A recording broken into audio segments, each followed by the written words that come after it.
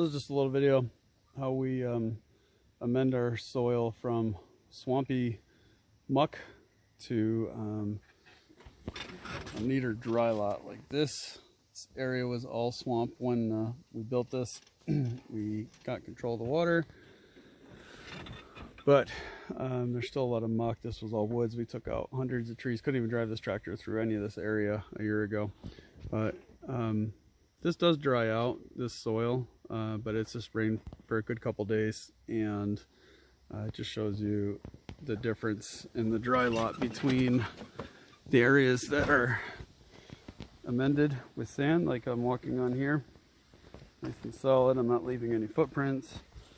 This is our swale, which of course is soft. That really doesn't count. But you can see not really many hoof prints over here. And then we have another swale kind of reworking our pond here. It was around with an island, and we filled this one side in. It wasn't really working. Another swale. This is the natural soil over here, and walking in it, you can see the donkeys and the mule are sinking in. And once you make mud, you have mud. There's just no way around it. Water fills up and you've got a whole situation. So we brought in a couple 100,000 pounds of sand in here to bring this grade up. And where the feed area is raised about 2.5 feet from the original grade. And what we realized is there's probably some groundwater happening here. So we had a few loads with a front end loader a friend of ours brought in today. So we're amending this soil with a sand clay mix. It compacts nice, but if it's all sand, it'll just wash away. So the clay is nice, but this is how soft it was before. And you can hear when I walk on it, like a sponge. You can even see there's some water in one of the footprints. So if you got soil like that, it's probably never really going to compact, honestly, unless you all of a sudden it becomes a desert. So what we've done is this nice mix. You can see this is sort of the consistency we're shooting for, where you can make it into like a little bit of a ball. And Benjamin's enjoying it. They love the new sand, but it does compact nice. And then you've got an area where it's easy to clean up any of the poo. You can see here the water pooled a little bit, but the water runs off it instead of gets stuck in it. So we've got swale right here that feeds the pond, another one here. And Teddy, hi Teddy, how you doing, big boy? That's a good boy. Got to check out what's happening out here. And that runs the water off that way. It's a runoff pond. But before that, it was all just mess like this. This is a small area that gets water stuck in it. So the swales are always soft, so you want to provide a way for them to get over those. We just used some 6-inch pipe. It's working out really well. And you can see the grade. We're trying to grade off to where our riding ring is under construction. We haven't quite finished that yet. But we brought sand in there as well to amend that area because that's pretty swampy and below grade. So trying to have the water run this way and this way off of all the surfaces. It makes it a lot better to have grade. If you're not in the construction business like we are not, grade is the angle that you're setting up. So you can see, there's my finger here, starts up higher here and then moves its way down smoothly into the pond rather than have any flat spots where it'll pocket. I could show you a good example of that. Again, just working on this sand today. Grade, once again, bringing it down. What's happening now is the water's getting pocketed right there because it comes down the slope off the roof and it can't go past there. So that'll be the next area that we start filling in just slightly. so that again we can have water run out of the paddock and then back over toward our holding pond. You can just hear the difference in the ground after the rains that we've had. Just squash all around. Once you get the soil in there, or the sand and clay mix, it's pretty nice. The donkeys pack it down the rest of the way after you do a nice little back drag. They'll be happy because they've got some fresh dirt to roll in.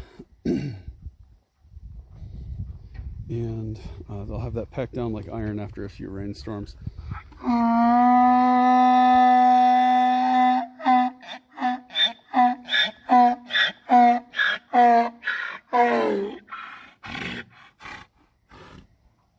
Teddy, you already had your dinner tonight, sir.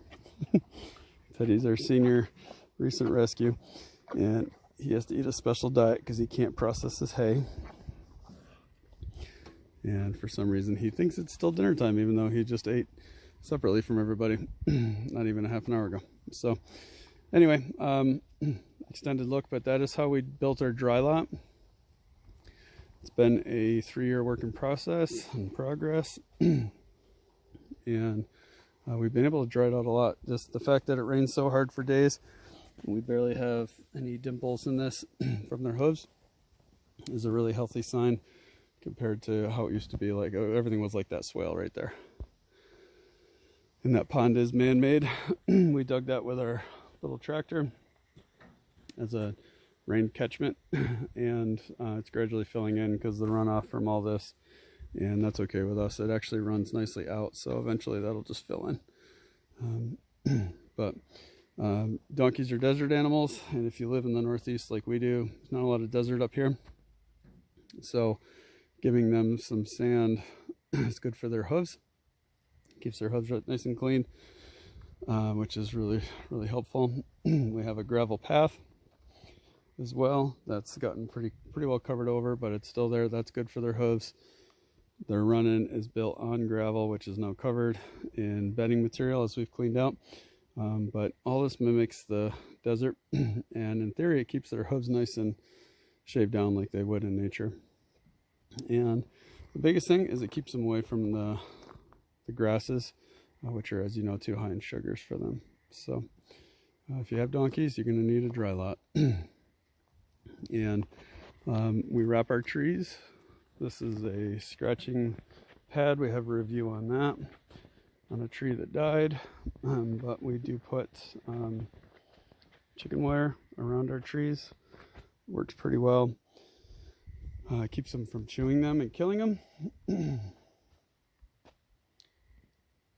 And as I'm standing here, I notice somebody has been chewing above the chicken wire. This is what they do, and that kills the trees. So they take the bark right off of that, so it tastes good to them. So we're gonna have to run that chicken wire up higher because we want to keep that tree. But if you don't put that on there, they kill it. They never used to like pine trees, so we didn't have it on the pine trees, but as you can see, they actually chewed that bark off, and now that tree's dead. It's brand new in the last couple of weeks, so that tree will be coming down. So wrap your trees, protect them ahead of time, and you'll have a lot better chance at survival for them. That's how we do it. Well, I guess I should show you too. We built this building.